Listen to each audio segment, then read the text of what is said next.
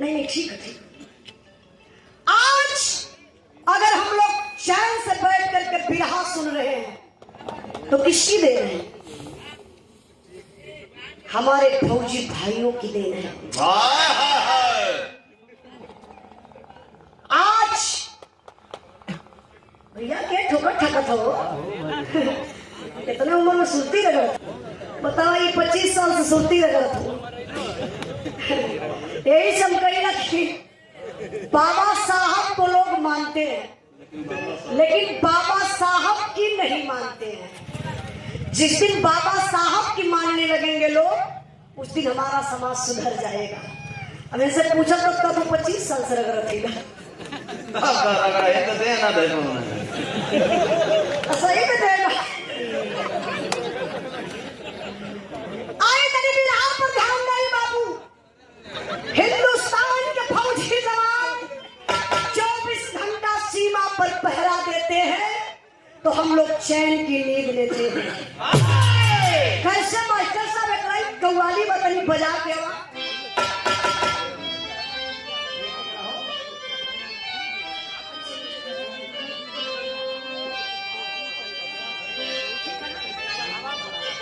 Harmonium बढ़ा दिए। बहे खून मेरा चमन के लिए, चमन के लिए,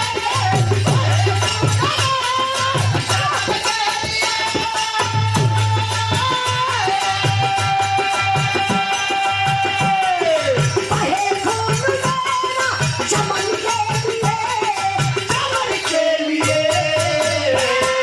मेरी जान जाए वतन के लिए, मेरी जान जाए वतन के लिए, मेरी जान जाए या बहादुरी का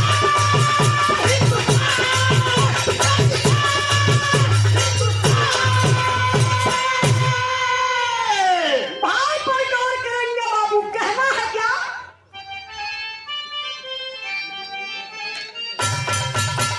इंजीनियर विवेक कुमार कलफलिया के धरती से एक वीर के भाव पर 100 रुपए का पुरस्कार देकर के सम्मान किए। बहुत बहुत धन्यवाद। कहना है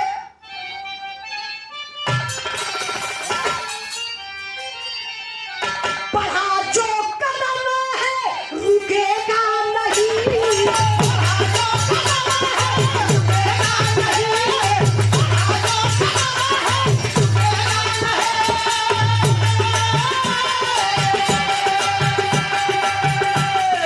बढ़ा जो कदम है रुकेगा नहीं, रुकेगा नहीं, अरे सरकटे पर झुकेगा नहीं, अरे सरकटे पर झुकेगा नहीं, अरे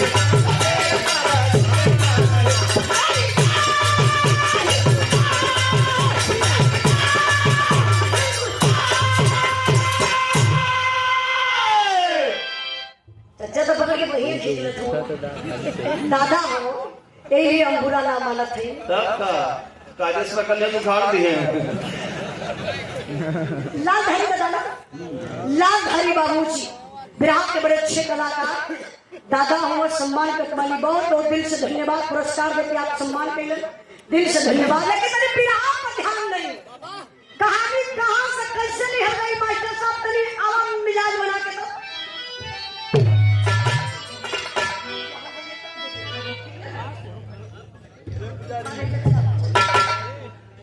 सही है।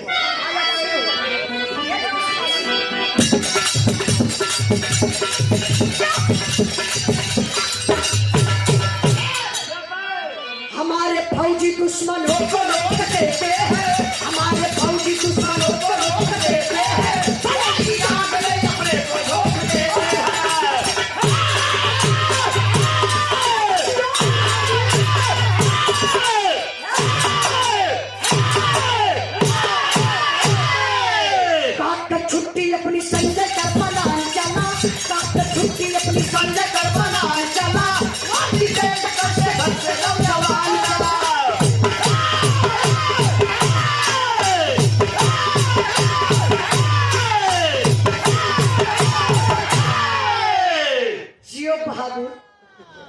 हाँ पैसा ना नहीं तो ना मिली। कहानी पर तनी आप लोग ध्यान दें। मस्ती मजाक के तरफ मत जाइए, मस्ती मजाक क्षण भर का आनंद बा। कहानी कहां से निकल गई? हमारे उत्तर प्रदेश जिला झांसी, झांसी का रहने वाला एक व्यक्ति जिसका नाम बताया गया बाबू संपत। संपत के औरत का नाम बतावल गया रेखा। भगवान 3 गो औलाद देले बड़न। अब है मृत्युंजय संजय, 3 लड़का, 2 लड़कन का बियाह हो गया बा। अब है और मृत्युंजय का, संजय का बियाह ना भइल बा। संजय का चढ़ल जवानी, दिन रात मेहनत करे, काहे? देश से मोहब्बत बा। कल मैं फौजी जवान बनूंगा, देश का सेवा करूंगा, उसके बाद फिर मैं शादी करूंगा। यार माई बाबू का बुढ़ाई अवत बा। एक दिन मतारी बैठाई अपने बेटवा के समझौली, काली बेटा संजय खरे पगला। हर माई बाबू का एक उम्मीद रहे कि अपने जियत जी अपने बेटी बेटा का समय से बियाह कर दे। अगर बियाह खातिर वही तैयार ना है, हमारे का भरोसा कब दुनिया छोड़ के चल बसवे। अरे हम चाहते कि तोहरो बियाह हो जा, तनी पोती पोता हम खिलाए नहीं। माई का बात मान के बाबू संजय तैयार हो जाता है। शादी किससे होती है? एक आरती नाम के लड़की से। जब संजय का शादी हो गई, ड्यूटी पर आना जाना लगल बा। एक बात और आप लोगों के बताई, जितना भाई लोग बिरहा सुनत पड़ा, जे भाई पढ़ लिख के बेरोजगार बैठल हुई ओकर बियाह करे में बड़ी दिक्कत होली।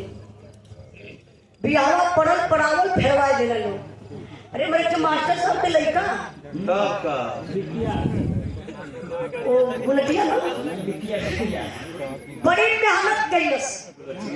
कल जब नौकरी ना पाई तब ले हम बियाह ना करो। हमके लगता कि अब बुढ़ाए को आ गई उम्र, अब लड़का के बियाह ना कैलस, खाली ये उम्मीद में हम नौकरी कर। नौकरी कहाँ मिलत है भाई? नौकरी हमारे तोहरे वजह थोड़ी ना बा। अरे भैया प्राइवेट जॉब करत हो, नौकरी वही लोगन के लिए बा। बतावा आरक्षण कट गए, हमारे लोगन के कुछ पतो न चल पड़े। सुन के हंस के उड़वा जला लो। आप लोगन का हक जब कटायल तो कोनो रिश्ते न आप लोग लला, लेकिन यूजीसी जब लागू भयल तो वो लोग जाग गए। जबकि कहा था कि हमार माई हुआ, बाप हुआ, हमार दादा हुआ, हमारी है सब कुछ हुआ।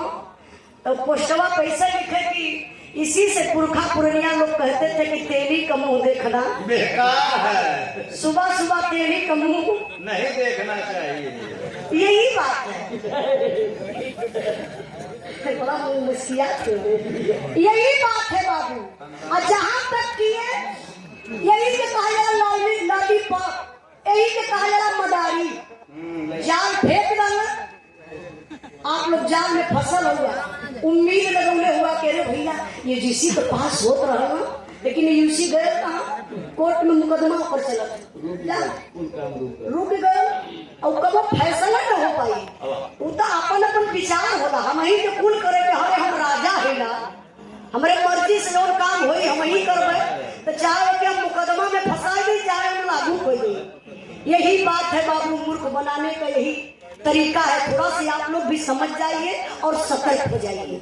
इसी भाव पर सम्मान किया, आप सम्मानित व्यक्ति हमारे बड़े भैया दीपक सिंह यादव प्रधान जी। नहीं तरी से बोलो तो लेकिन हमें फायदा बोलना है।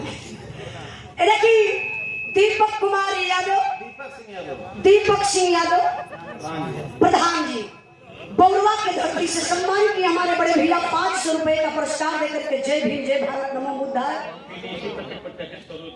और बीडी सिपत के प्रत्याशी हमारी भाभी श्री शरद देवी जी की तरफ से पुनः 200 रुपए का पुरस्कार, बहुत बहुत धन्यवाद।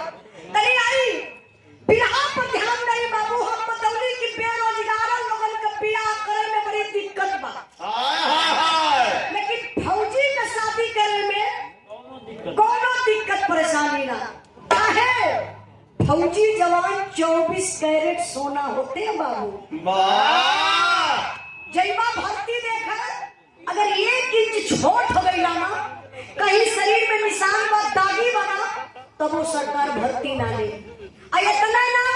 हाँ अरे भैया मैं कलाम चाहे भिगे निकलवा देना सर देखी माना धर की ना दुबारी हो गया भाई हमके पता ना है इनके ज्यादा जानकारी है। ध्यान नहीं बाबू अब संजय का शादी भइल आरती नाम के लड़की से समय बीतल बा संजय के घर में एक बेटा भी पैदा भइल बा।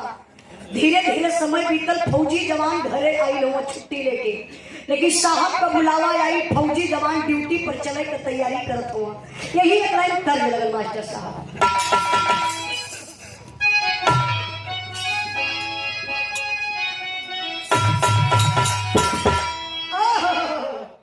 तर्ज बड़ी बढ़िया बजा रहे कौनो बड़ी निम्मन भौजाई रहल और भौजाई हमारे मास्टर नियर रहल। वाह इतनी करियर है का करिया मेहरारू ना होने का होने तेरी फुहर लगे अच्छा चाचा मेरे मास्टर सब फुहर लगे तू ठीक ठाक हुआ ना। अच्छा ऐसे बोल जोल कर जब हम पूछे एकदम। अच्छा देखी भौजाई बड़े सुंदर बा। अब देवर रहल क्रिकेट के खिलाड़ी फील्ड में मरले बा छक्का चौका सिंघल का बोल लेबे न करे। जब क्रिकेट खेल के देवर आयल त हाथ में बल्ला धले बा। अब देखलस की भौजैया पूरा खोल के सुतल है। कसम खाई के बोलिए का खोल के सुतल रहा। अरे वो दरवाजा खोल के सुत गई रहा। ते कहीं नहीं बतिया बोल देता काहे लोगन के कंफ्यूज करत हुआ। सब समझ जाता तो है ना समझ पाओ लोगन के दिल का धड़कन बढ़ जात हुई ना कि रे ई का कह दे हल। पूरा दरवाजा बेचारी खोल के सुतल रहल। तबले देवरवा मजा किया किसी तरह धीरे धीरे गलल। अब भौजैया के ही बगलिया में से खोद दे हल। ओए बैठवा के मुठिया पीछवा खोद दे। हां ये देखे कि पीछे वाला भैया हां पीछवा। अब ये जब ऐसे खोदलस तबले भौजैया जोर से चिल्लाकर कहले हे देवर बबुआ का इतना मोट लगावत होगा हो।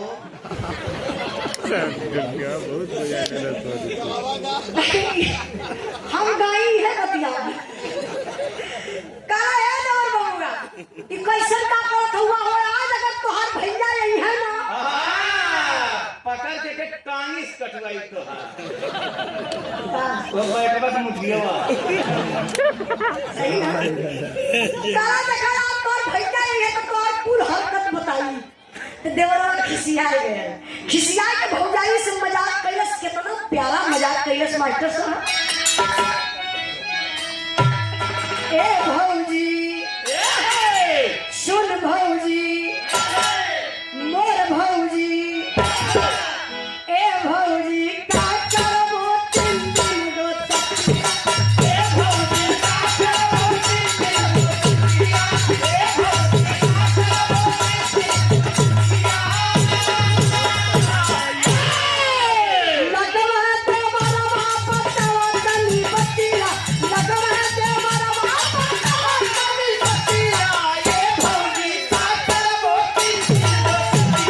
ए भौजी का करबो तीन दिन रोता। ए भौजी का करबो तीन दिन रोता। भाई पर ध्यान नहीं बाबू फौजी जवान अपने ड्यूटी पर चलत हुए। देखिए यही होती है फौजी जवान की जिंदगी।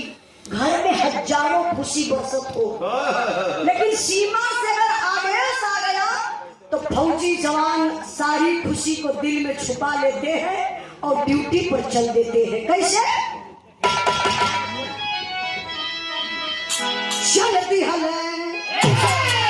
चलती हल फौजी फौजी आई मैं झूठ के